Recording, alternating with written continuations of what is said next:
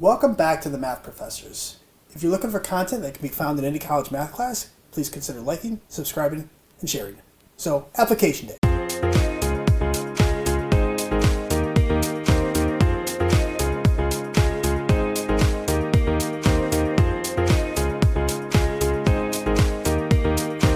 I'm Professor Van Hamlin, and really what I want to do is I want to determine the length a line is to a particular point, and I set it up as an application. So let's say I have a pipeline defined by this line, 2x minus 3y is equal to 6, and it needs to be connected to a house that's at coordinates 1, 4. So how much pipe is needed? So let's kind of draw the line. It's not going to help us algebraically find this, but at least it'll kind of give us a plan of attack. So in order to graph this line, I'm just going to find the x and y intercept. So plugging in y is equal to 0 to find the x-intercept, I'm going to have 2x is equal to 6, so that means x is going to be equal to 3, so I have x-intercept. And similarly, if I want to find the y-intercept, you plug in x is equal to 0, so that gets rid of that first term, so negative 3y equals 6, or y is equal to negative 2. So this right here is going to be our pipeline. Pretend that's straight. Pipeline. Now, what it's going to be doing is we're going to connect this to our house, which happens to be at the coordinates 1, 4. So it's going to be at 1, 4, which is right here. Now, my goal is to be able to figure out how much pipe is needed. Well, in order to do that, I really need to find essentially the distance between, I need to find the distance of this blue line. Now, I want to be careful not to connect it to the point, because right now I'm unsure where this thing goes. But I know that distance is going to look something like that. Again, pretend that's perpendicular. Let me try again. Oh my gosh. So it looks maybe something like this.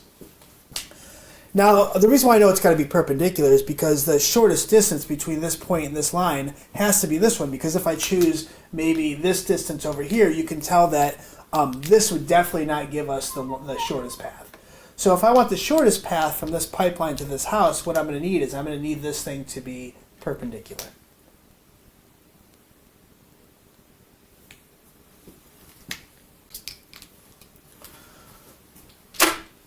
So let's start out with the equation of this blue line. Basically, that's what I want to do. I have to find the equation of a line perpendicular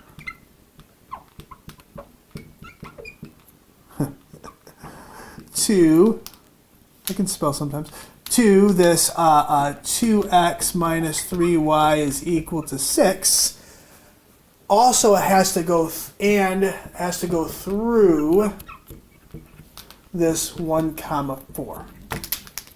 All right, so that's not too bad. This is really just finding the equation of a line. So first thing I have to do is find the slope, and then I can use the point slope formula to find the equation of this line.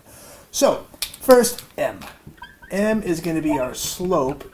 And the way we're going to find the slope of this line, let's do it over here. So I have 2x minus 3y is equal to 6. I have to solve this for y. So 3y is going to be equal to minus 2x plus 6.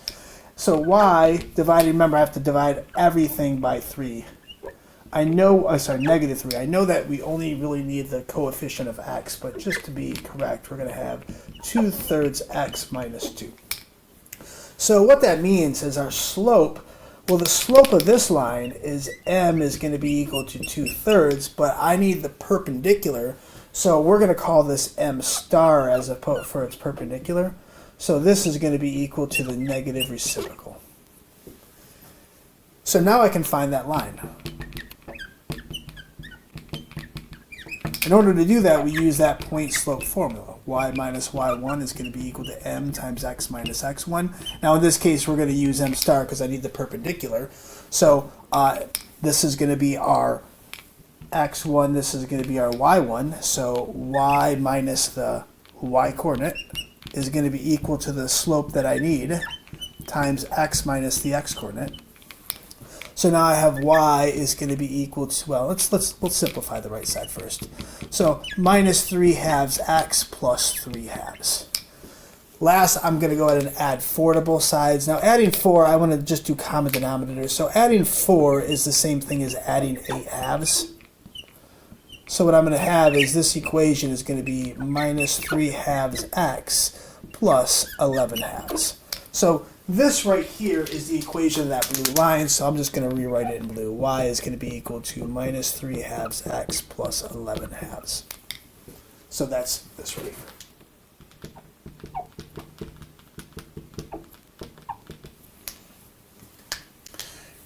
Now my real goal is I already know this point here. This was given. I need to find this point right here. I need to know where does that connect to this pink line. Remember, this pink line is going to be equal to 2x minus 3y is equal to 6. So I now have to find the intersection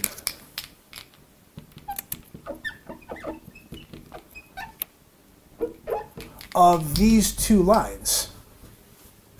These two lines. So I have to be a little bit careful here. So I need to find the intersection of those two lines. So I've already solved this thing for y. So this pink line being this, and this blue line being this. In order to find their intersections, there's a bunch of ways. It's a system of equations, but since I've already solved these things for y, they're set equal to y, so I'm going to set them equal to each other. So this is when 2/3 x minus 2 is going to be equal to negative 3 halves x plus 11 halves.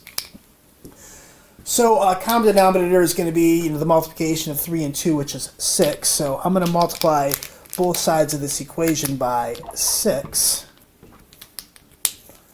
So 6 divided by 3 is 2 times 2. This is going to be 4x. 6 times negative 2 is minus 12.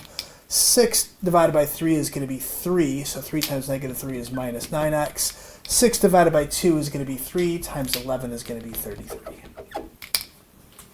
Now I'm going to make the x's positive. So adding 9x is going to give me 13x. And I'm going to add 12 here, which is going to give me this nice 45. So, we get this good round number of x is going to be equal to 45 over 13. Now, if I want that y value, you can choose any of these 2 points. So, sorry, any of these 2 curves, because remember that at this value right here, this is the x value of 45 over 13. So, I'm going to have to take this back and figure out what the y value is, and again, choose any one of them because it goes through 2 curves. So, what one would look nicer?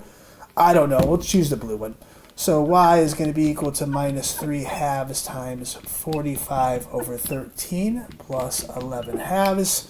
So doesn't go in anything.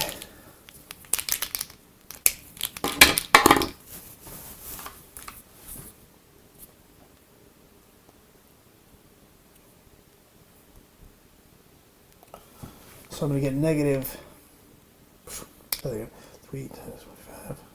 So I'm going to get negative 135 all over 26 plus, well, I might as well make this over 26 as well. So top and bottom by 13. So I'm going to get 143. So then 143 minus 135 is going to be equal to 8 over 26. And top and bottom by 2, so this is going to be equal to 4 over 13. Now, what I enjoy about this is now our intersection point is going to be equal to this 45 over 13, comma 4 over 13. And what's kind of nice is I can kind of see that this lives in the first quadrant, and it does look pretty close to that x-axis. I'm feeling pretty confident about that point. So we're almost done. Finally, I guess with the room I have left, we have to find this distance. What is the distance now? Now that distance is going to be this distance right here. I have to find the distance between those 2 points. So in order to find that distance, we're just going to use the Pythagorean theorem or that distance formula. So the distance is going to be equal to the square root of, well, the difference between the x's. So this one being 1 comma 4, so this is going to be 1 minus the x, which is going to be 45 over 13 squared, plus the distance between the y's, which is going to be 4 minus 4 over 13. You might ask, Professor Van Hamelin, does it matter the order in which we do these? It does not, because if you switch them, it would just become negative, and if you square them, they become the same values.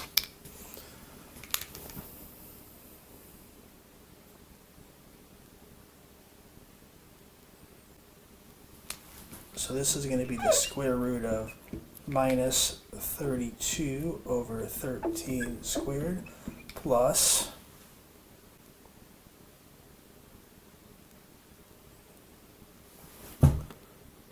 48 over 13 squared.